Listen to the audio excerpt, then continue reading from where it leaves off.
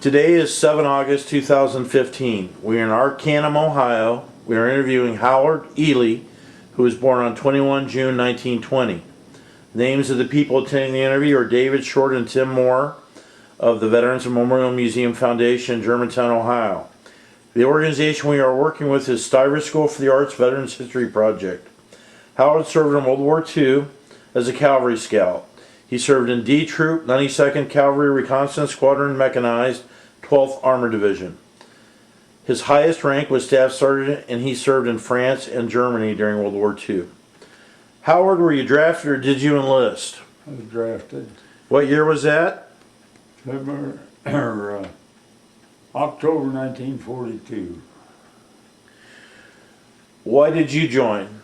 Or, I stand corrected, how did you end up in the cavalry branch? Well, that's just what I was assigned to when I went into. And where were you living at the time that you were drafted? Right here. Right here in Arcanum. Yeah, the same house. Tell us about your first days in the service. Well, I was kind of, everything was just new. Didn't know what I was in. I think about 3 days. When I went in, I was sent in on limited service. And I was in at Camp Campbell, I think about 3-4 days, and a second lieutenant come in and wanted to know if I could drive anything. And I said I could drive anything I'd seen on the post before. And he said, we'll go down and see Major Selman, which was commander over the section at that time. And he said he needed a Jeep driver. And so I drove for Major Selman all the time during my basic training. I would go out and when they went on the range and take it and come back, but then I picked him up at his barracks every morning and took him back every evening. But that was my first, and then our regular, I got into the marching and through the day and all the basic trainings and things that went on, but then all the time during my 3 months of basic training, I was Major Selman's Jeep driver. Mm-hmm. So it got you out of some of the good stuff. Got me out of the good stuff, some of it. But then I had to, all the other, I had to work it in the days but when we was in between, but then that was. What was your training like as a cavalry scout? What type of training did you undergo? Well, we were just night training with compasses. And most of our training we really got, it was just the marching and conditioning ourselves, I guess, more or less. Our most experience in training got when we went into the Tennessee maneuvers. And in the winter time, and miserable as all get out. what type of, how was your platoon organized, your scout platoon? Can you tell the people you were assigned to a Jeep? Yeah. How many men were on your Jeep? I had one.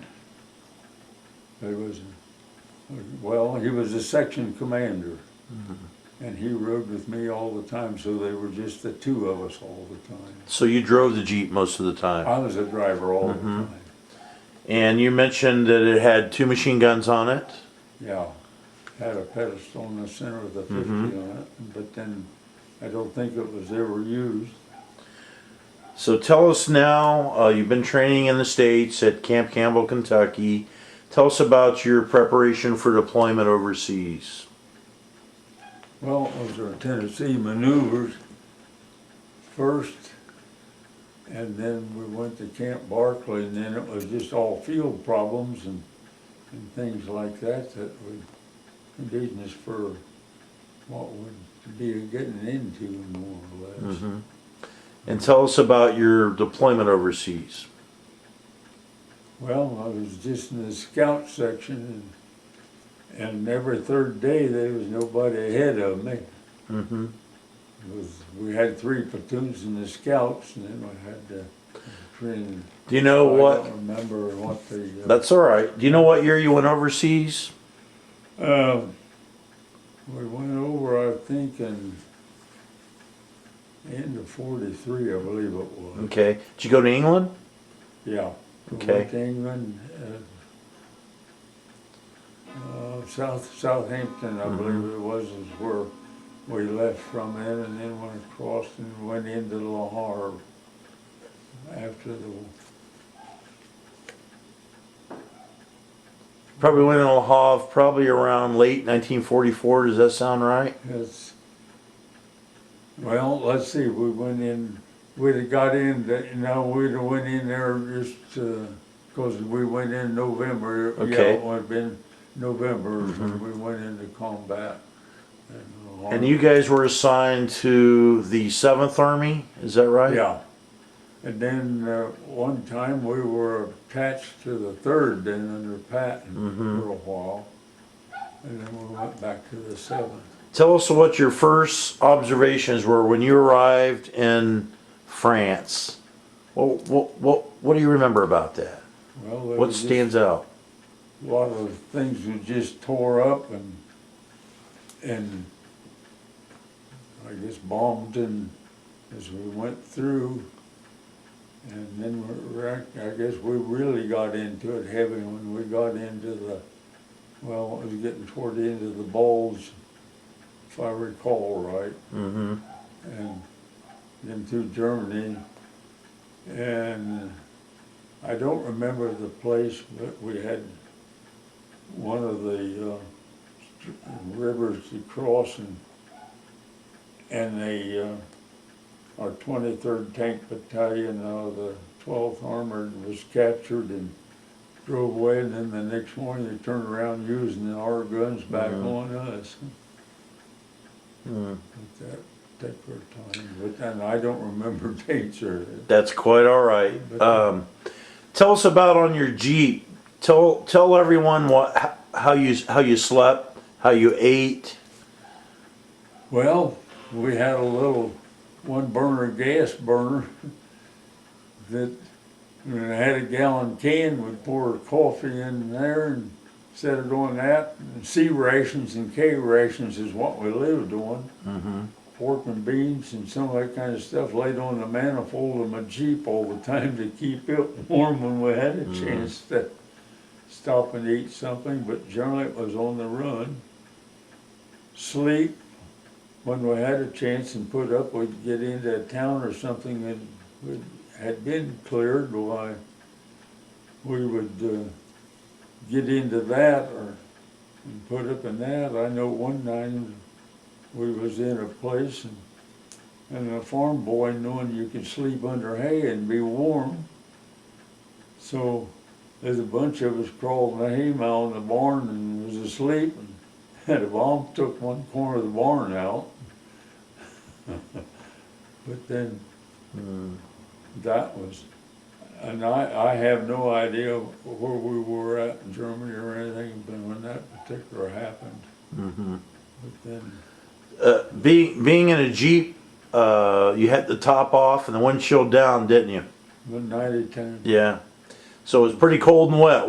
Yeah. And there was, at that particular time, there's a lot of wires stretched across. Well, they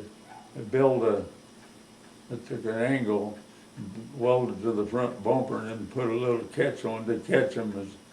So we had that much. We had them sandbagged. Our floorboards were all sandbagged. For mines, I guess. Yeah. Yeah. That was the idea of it. We had all our equipment and everything was on the back seat behind the. But then, like I say, it just, however.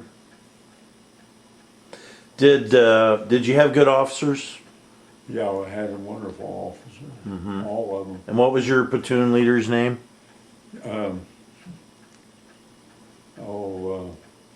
Lieutenant Feig was our, and then Sergeant Daviduck was our sergeant in that section. And in our, in the D troop, we had one fellow that made field officer. Field commission? Field committee. We had two out of our company that made one of them, I can't, it seems to me like a Leroy Thompson. He lived here in Dayton. But his name I know was Thompson. But Wainwright, they stayed with our company, but Thompson, they had transferred him out. Do you remember your troop commander, Oh, the captain? Captain Bartholomew, Okay. yeah. So you, Always called him Captain B. That was always Captain B, and that's the way he was fine with Yeah. him. so you had some good men in your troop. Yeah, good man. You have a lot of friends, Yeah. and you were like brothers. We were at that particular time, Yeah. that's for sure. And do you care to tell us about your first time in combat? Oh gosh, I don't remember too much about it. Like I say, it was just, That's all right. I know one particular time, and now, like I say, there Easter in '44 when we got pinned down. My buddy that was riding with me just had jumped out, and as I raised up, he told me a bullet went under my fanny and stuck in the bank in front of his head.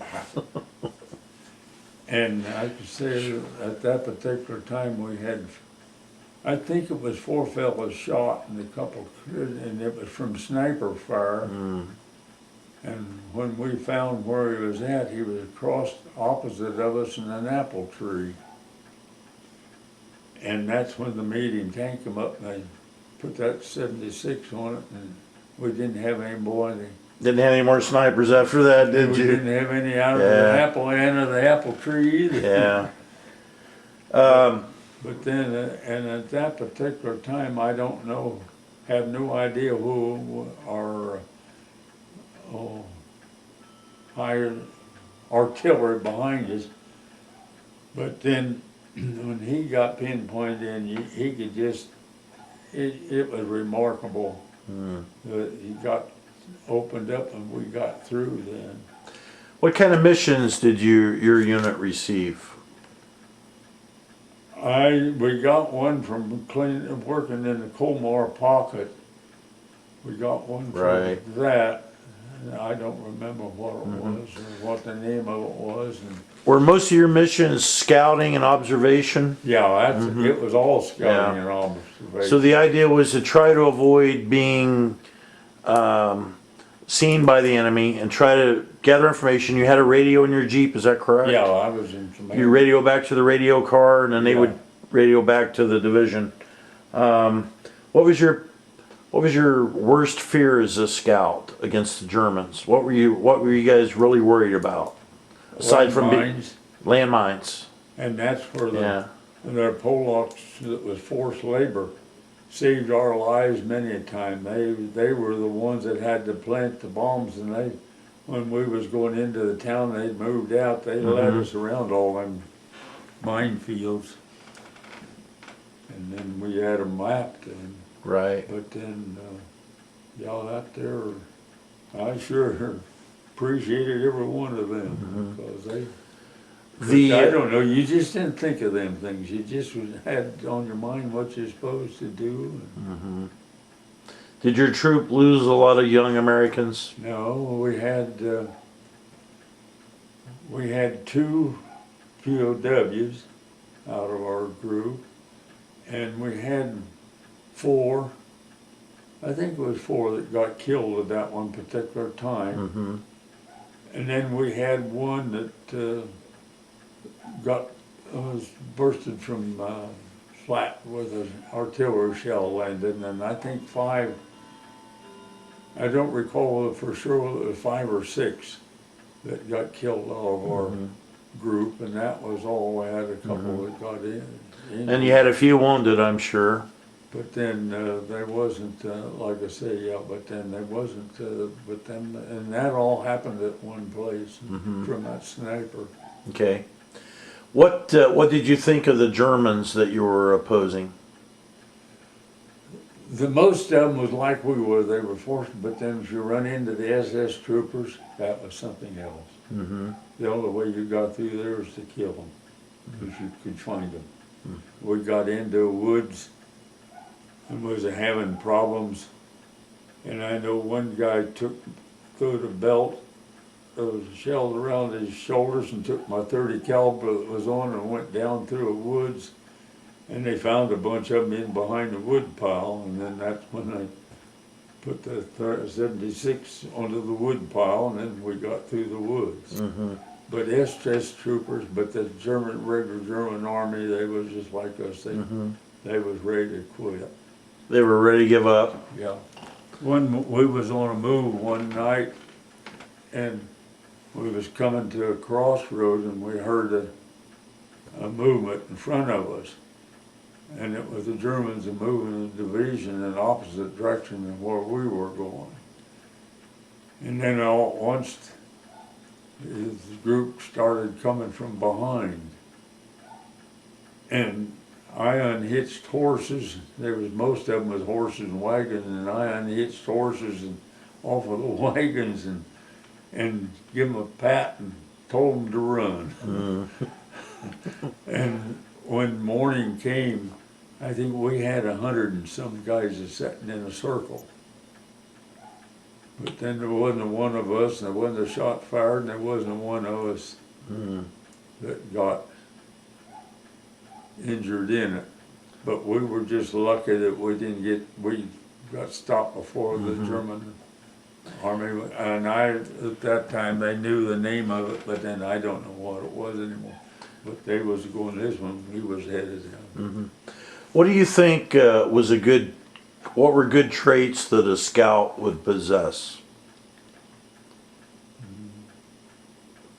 Gosh, I don't really. What made soldiers good scouts like yourself? What do you think was important? I guess you just knew your job and did it. That's all I can say. A good, healthy person. Reliability. Reliability and Now, yeah, like I say, every one of our guys were good as far as I'm concerned. right.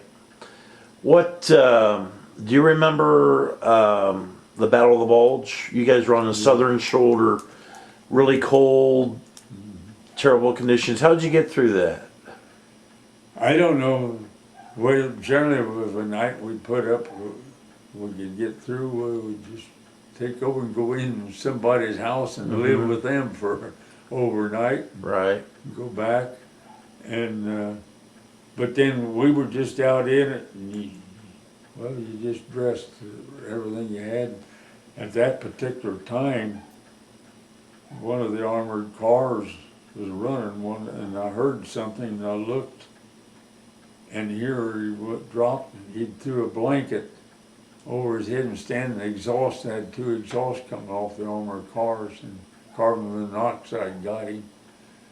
And I threw him in the Jeep and took him back up to headquarters, and he'd come off and on, but then when I got him back to headquarters, he passed out again, but it was just luck that, but then he was staying warm from the exhaust of the armored car running.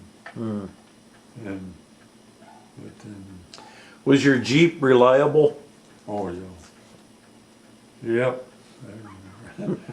I put 11,400 miles From the time you landed until the end of the war? till I was, Wow.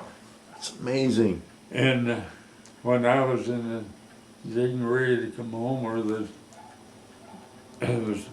they put a kid and give it to a kid, and he didn't know how to drive nothing. He about had it tore up before, but then it was still going. Yeah. I know when got the wheel broke off, the commander wanted me to leave it, and I said, no way, it can be fixed. I said, I told you when I come in, it was going up with me. But then another time we got pinned down, and shrapnel cut the spring hanger off of the left rear from the body. It just looked like you took a welding torch and cut the spring hanger on the left rear side and the rear. A piece of shrapnel went through the through the hood and cut, and our oil filter set in front of the block cut the oil line off. But then I drove it out of there and got back out with that, with the oil flying all over everything, and that little metal piece under the windshield, this piece of shrapnel went through there, but we jumped out and was laying in a ditch at that particular time. But if I'd have been in the Jeep, why? That Jeep That's deserved a right. medal. Yeah, it sure was. Do you remember approaching the Rhine River? Yeah, our outfit, I think it was at Spar, our outfit saved one of the bridges that they didn't get blowed up that particular time. Were you involved in the seizure of the bridge? Well, I was not right at the seizure, but then I was, with our group was in there. I don't remember which company saved it, but the 12th. Right. That bridge at that time. Do you remember going across the Rhine at some point? Yep. You drove across in your Jeep, didn't you? No, no. I know we went over. I remember seeing it, and I thought it was an awful beautiful river. Yeah. But then I don't know where we started. Probably was around Spar, I suppose. Right. Now, did you ever speak with the French or the German civilians? You ever have any interaction with Yeah, them? 6 months of it. Yeah. When I was, and we couldn't have been treated nicer. Now, what we did, the section I was with, we just lived in the top part of it. We took over a house and we lived in the top part of it. And it was just a lady and 2 daughters, I guess, that had the bottom part. But then that was where we stayed. And, and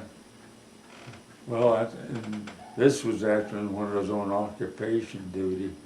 But then, like I say, when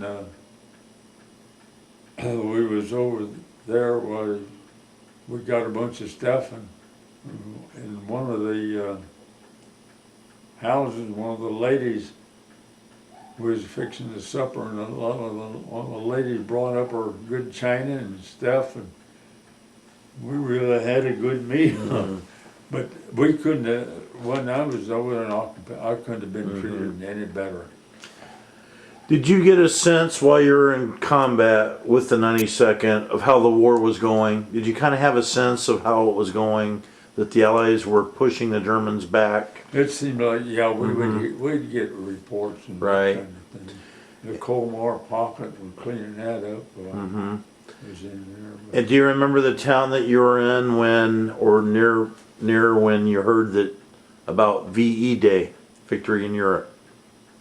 Or do you remember when you heard it, what your reaction was? Go ahead, it was over with.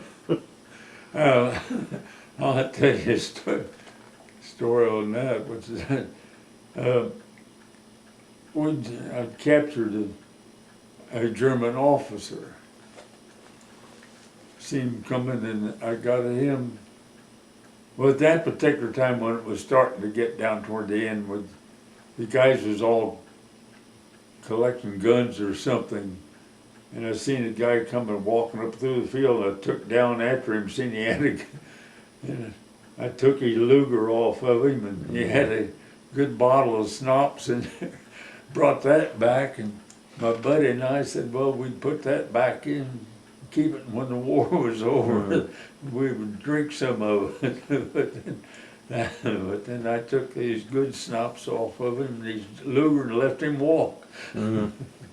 But that was after things was getting over. Right. Now the 12th Armored Division liberated a concentration camp called Kaufering, I think. And I helped to liberate Lansdowne 4. Can you tell us about that? It's terrible. Can't believe what one human can do to another.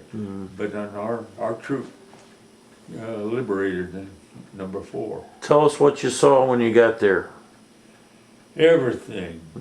They had a railroad, just back, I suppose.